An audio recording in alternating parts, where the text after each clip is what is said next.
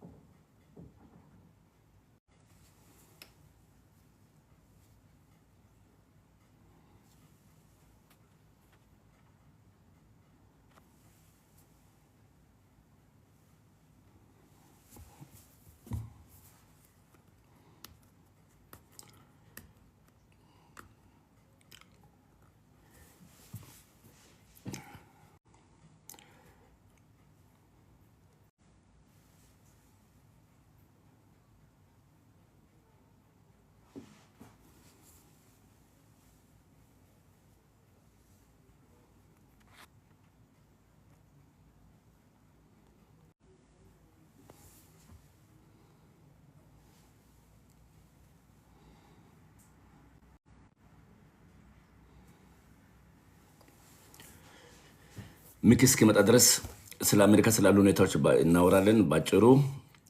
ብዙ ዩቲዩበሮች ኢትዮጵያውያንም ከአንዳንድ ኢሚግሬሽን ጠበቆችም ጭምር ሀሳብ እየሰጡ ነው።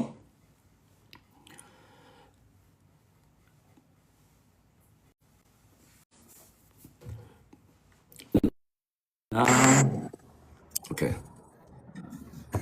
ዌልካም ሚኪ። ሰላም እንዴት ነው? ማርቆስ? ሰላም ነው አለን። ከገባህ ቆየህ ላይቭ ወይስ? አሁን የገባሁት አንድ 4 ደቂቃ ምናምን። እኔም በቃ አሁን አንድ ሰከንድ። ስለዚህ መጀመሪያ እንግዲህ አንተ የምትሰራቸውን ስራዎች በዩቲዩብም ላይ በቲክቶክም ላይ የምታደርጋቸው ነገሮች በአጠቃላይ አሁን ደግሞ ያለውን አዲሱን ነገር ስለ አዲሱ ሶፍትዌር ሲቪ ሶፍትዌር ስላልከው በዛ ነገሮች ላይ ብትናገር ደስ ይለኛል እና ራስን ብታስተዋውቅ ለእኛ ግሩፕ ማለት ነው። አንተ ግሩፖችም ያውቁሃል። የኔዎቹ ገና እየገቡ ነው። ያው ከአንተ ጋር አስተዋውቃቸዋለሁ ትንሽ ቆይቼ እነሱ እየገቡ ስለሆነ። በቅድሚያ ግን እኔ የምሰራው የቲክቶክ ኮንቴንት ከስራ ጋር የተያያዘ ኮንቴንት ነው። ብዙ ጊዜ ከኤንጂኦዎች ጋር ውጭ ሀገር ካለ የሪሞት ስራ ጋር እንዲሁም ደግሞ እዚሁ ሀገር ውስጥ ያሉ ስራዎችን ስራ ለሚፈልጉ ሰዎች ነው የምናደርሰው ማለት ነው፣ ኢንፎርሜሽን የምናደርሰው። ከዛ ውጭ ደግሞ አዲስ ሶፍትዌር አለ የሰራነው ሶፍትዌር። እሱ ሶፍትዌር የሰዎችን ሲቪ ተቀብሎ አርቲፊሻል ኢንተለጀንስም አንድ ላይ አብሮ አለው ሳመሪ ጽፎ አንድ ላይ ቆንጆ አድርጎ ፕሮፌሽናል ሲቪ የሚያዘጋጅ ሶፍትዌራችን አለ። ኦልሬዲ ላውንች ተደርጓል። ሰዎች እየተጠቀሙበት ነው፣ ወደውታል። እዛ ላይ ነው ያለ ነው። ከሌሎች ልጆች ጋር ሆነ ነው ከሌሎች ፓርትነሮች ጋር ሆነ ነው። ስንት ናቸው? ሌሎች ፓርትነር አንተ ነህ? በእኔ በኩል እኔ ያለው እና የካምፓኒ ያለን በካምፓኒያችን እንደዛ ምንሰራ። በተለይ ባይታ አካባቢ በጣም ታለንት ነህ። እንግዲህ ባለፈው እንዳልኩት የኔንም ቲክቶክ ሀክ በደረገ ጊዜ አንተ ነህ የመለስከው።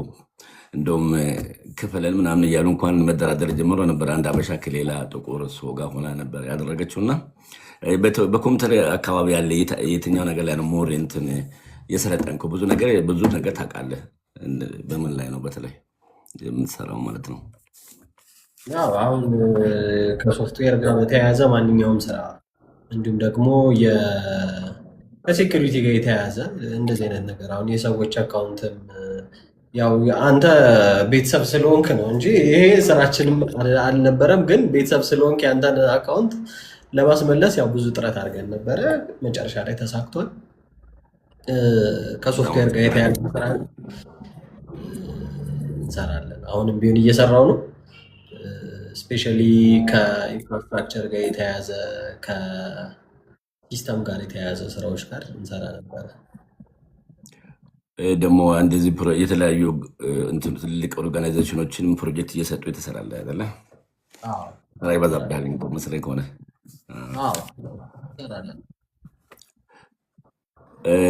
የተከበራችሁ ቲክቶክ ፎሎወሮቼ ሚኪን እኔ በአካል አግኝቼዋለሁ። አገር ቤት የሄድኩ ጊዜ በብዙ መንገድ እንታወቃለን። በጣም አምነዋለሁ። ትልቁ ነገር እሱ ነው።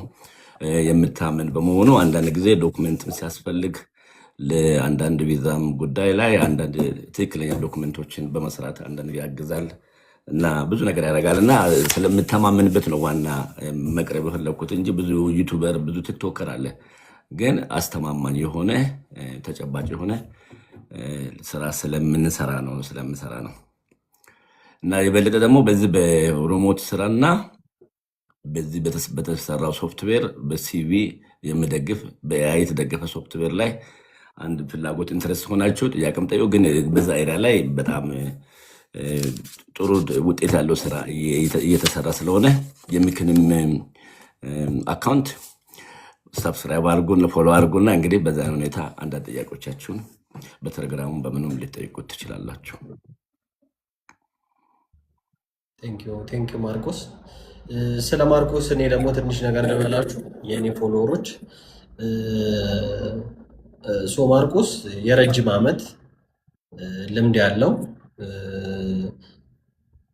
ስለ ማንኛውም ወደ ውጭ ሀገር ለመሄድ ስታስቡ ኮንሰልቲንግ ከፈለጋችሁ ኮንሰልት ያደርጋችኋል። ይህ ስፔሻሊ ብዙ አሁን ገንዘብ የሚያጭበረብሩ ኤጀንሲዎች በበዙበት ጊዜ እንደ ማርቆስ አይነትን ሰዎች ደግሞ ካገኛችሁ በደንብ አማክሯችሁ ገንዘባችሁንም ከመበላት ትድናላችሁ። እንዲሁም ደግሞ ጥሩ ኮንሰልተንሲ ታገኛላችሁ እና የእሱን ፔጅ ፎሎ አድርጉ። ይሄ ወደ ውጭ ሀገር የመሄድ ፕላን ያላችሁ እንደዚህ አይነት ኢንፎርሜሽኖች ይሰጣል። ዩሮፕ፣ አሜሪካ፣ ስፔሻሊ ደግሞ ካናዳ፣ እሱም ካናዳ ነው የሚኖረው። ካናዳ ደግሞ ከሄዳችሁ ብዙ ነገሮችን የሚያቀልላችሁ እሱ ነው ማለት ነው። ካናዳ ሄዳችሁ እንደ ድል እዛ ከተሳካላችሁ እሱ ብዙ ነገሮችን ይጨርስላችኋል ማለት ነው። እዛ ከብዙ ነገሮች ጋር የተያያዙ ኬዞች ላይ ማለት ነው። እሱን ፎሎ አድርጋችሁ እንደዚህ አይነት ጥያቄዎች ኢንፎርሜሽኖችም ይለቃል በየጊዜው። እንደውም ዛሬ አንዳንድ ጥያቄዎች ልጠይቀው አስቤ ነበረ። ስፔሻሊ ከዩኤስ ጋር የተያያዘ እንዲሁም ደግሞ ካናዳ እንዴት ነው አሁን ያለው ነገር የሚለውንም ነገር ትንሽ ቢያብራራልን አሪፍ ነው። ለእኔ ፎሎወሮችም ኢንፎርሜሽን ይሆናችኋል ማለት ነው። አሁንም ደግሜ እንደምለው ሚኪ በእውነት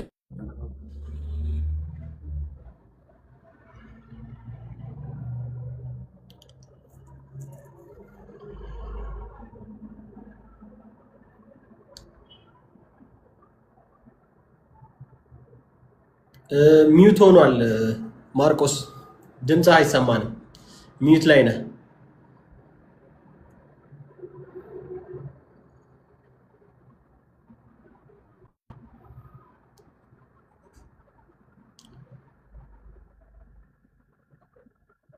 ጥያቄ በተለይ ካናዳ ላይ ያለው ነገር ያንን ያክል በጣም ከባድ በቃ ስደተኞች ላይ ያተኮረ ክራክ የሚያደርግ አይነት ነገር አይደለም።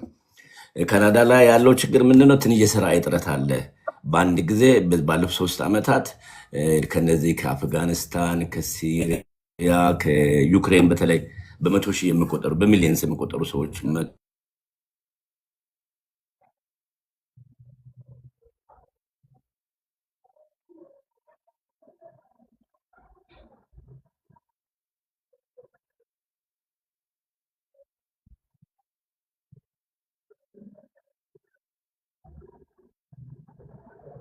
ቀንሷል። ተማሪ እና በትምህርት ቪዛ ለመምጣት በተለይ ምንድነው አንዳንድ ፓብሊክ ዩኒቨርሲቲዎች ብቻ ናቸው ማምጣት የሚችሉት።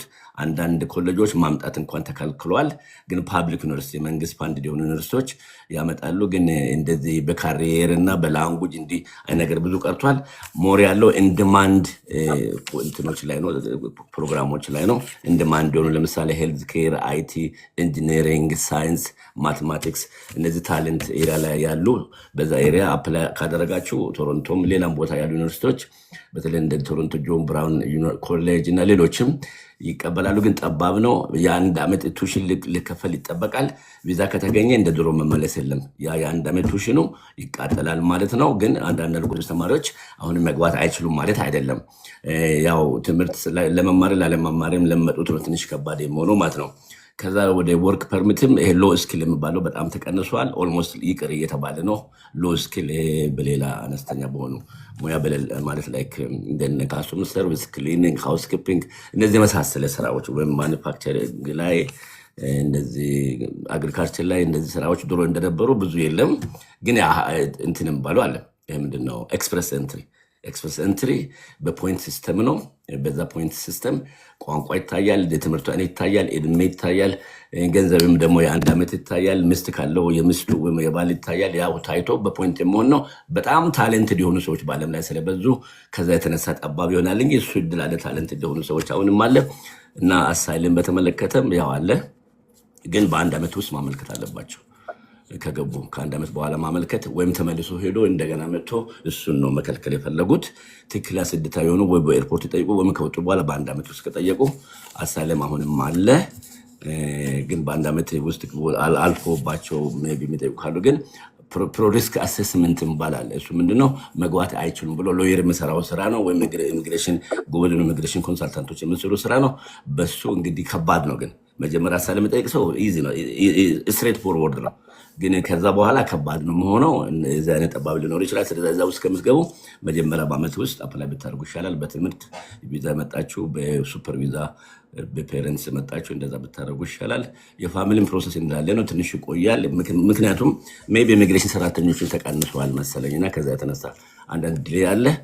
ካናዳ ይህንን ይመስላል። ወደ አሜሪካ ስንመጣ ደግሞ እያነበብኩ እያየሁ ነበር። ባየሁት መሰረት ቲፒኤስ የሚባለው ቴምፖራሪ ፕሮቴክትድ ስታተስ የሚባል ብዙ ሀገሮች እንደዚህ ሰጣቸዋሉ። አደገኛ ሀገር፣ በጣም አስቸጋሪ ሀገር የመጡ እንደነ ሶማሌ፣ ሌሎች እንደነ አፍጋኒስታን፣ እንደነ የመን ወይ ሌላ ከባድ የሆኑ ሀገሮች ኢትዮጵያም እንደዛ ተደርጎ ነበር። ባለፈው የሚቃጠለው ዲሰምበር 12 2025 ነው። ኢትዮጵያውያን ላይ ብዙ ያተኮረው አይመስልም። ግን ያው አንድ ላይ ስላለ ያው ምን ይሆናል የምለው ነገር ስጋት ይኖራል።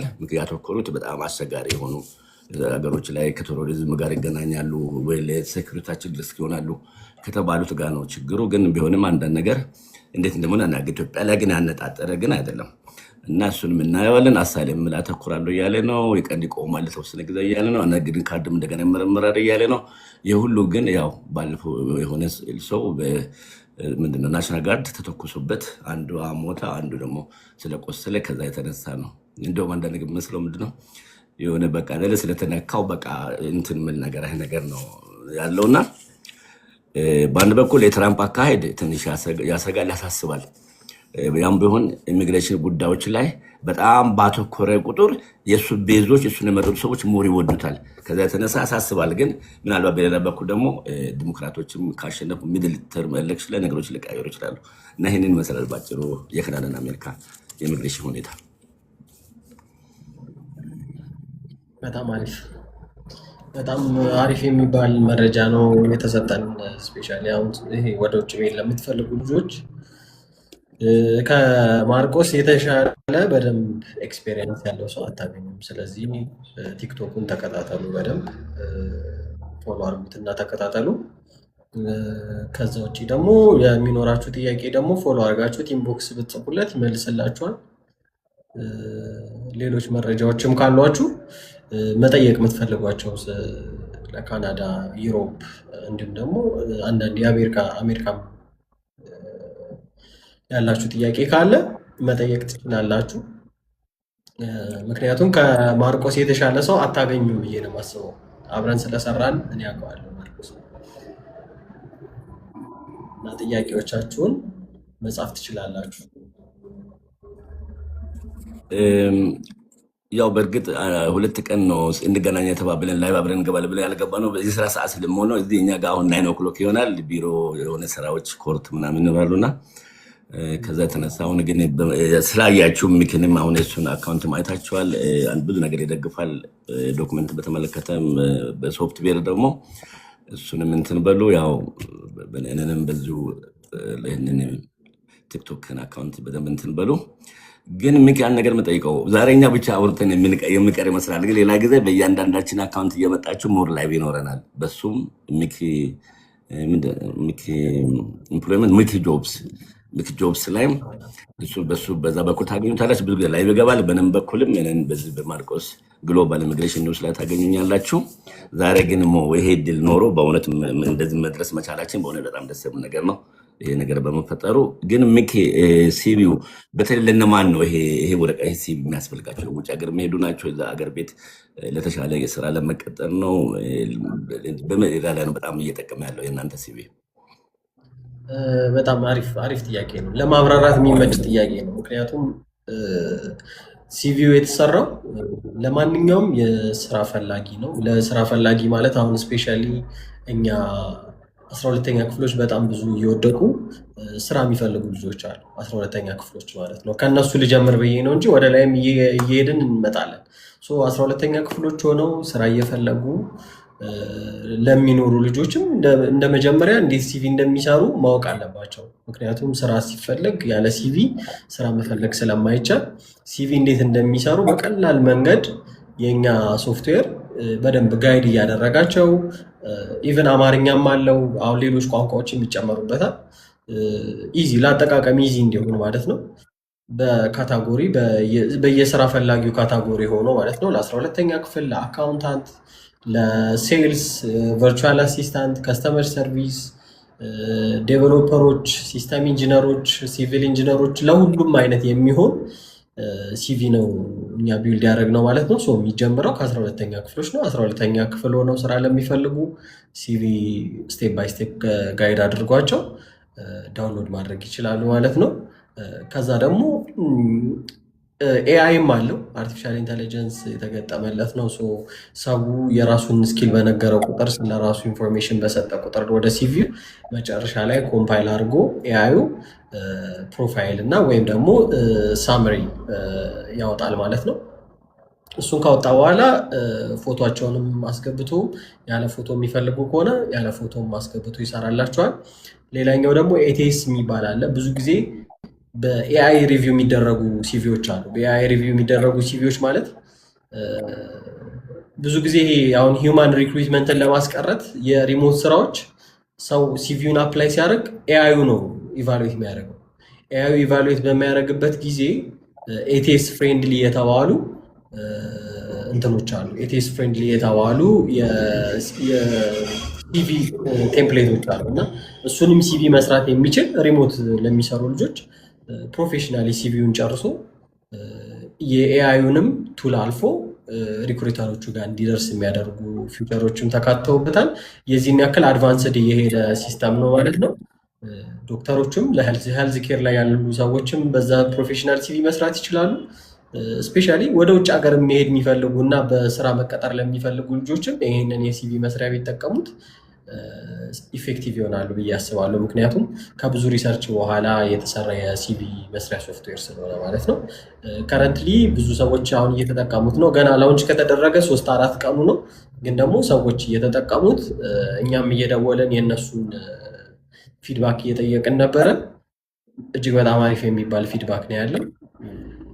24 hours ደግሞ ሳፖርት አለው። ሰው ሲቪ እየሰራ ቢቸገር ደውሎ ሳፖርቱን ማግኘት ይችላል ማለት ነው። በእኛ በኩል ይህንን ይመስላል። እጅግ በጣም አስደናቂ ነገር በሆነ ደስ ይላል። በእውነት ፕሊስ እዚህ በመገናኘታችን ይህንን አንተ ፕሮግራም ለፎሎወሮቻችን ስላስታወቅ በጣም በጣም በጣም ደስ ይላል። በእውነት ይሄ ትልቅ አቺቭመንት ነው እና በጣም ውጤታማም ሆኗል። አገር ውስጥም ከሀገር ውጭም ያላችሁ ለስራ ይህንን ሶፍትዌር መጠቀም ትችላላችሁ። ያው ሚኪ ጆብስ ላይ ቲክቶክ ላይ ታገኙታላችሁ። ቴሌግራምም አለው። እንግዲህ ኮንታክት አድርጉት። የምንችለውን ያክል እንግዲህ ለማገዝ እንሞክራለን። በከባድ ጊዜ እንግዲህ ድጋፍ ያስፈልጋል ሰው እና ከባድ ጊዜ ነው።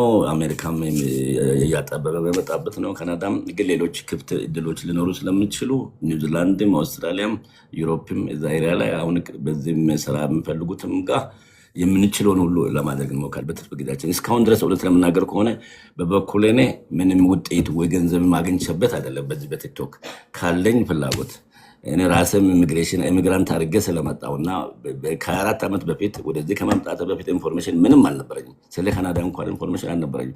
እንደው ምናልባት ብዙ ኢንፎርሜሽን ቢኖረኝ ሜይ ቢ በዛው ኢትዮጵያ ነበር የምሄደው። ኦልሬዲ የቢዝነስ አይዲያ ነበረኝ። ግን ስለዚህ ሰዎች ጥሩ መረጃ እንዲኖራቸው ካለኝ ፍላጎት ነው ይህን ነገር የሚያደርገውና ሚኪም እንደዚሁ ጥሩና ቀና ልጅ ነው።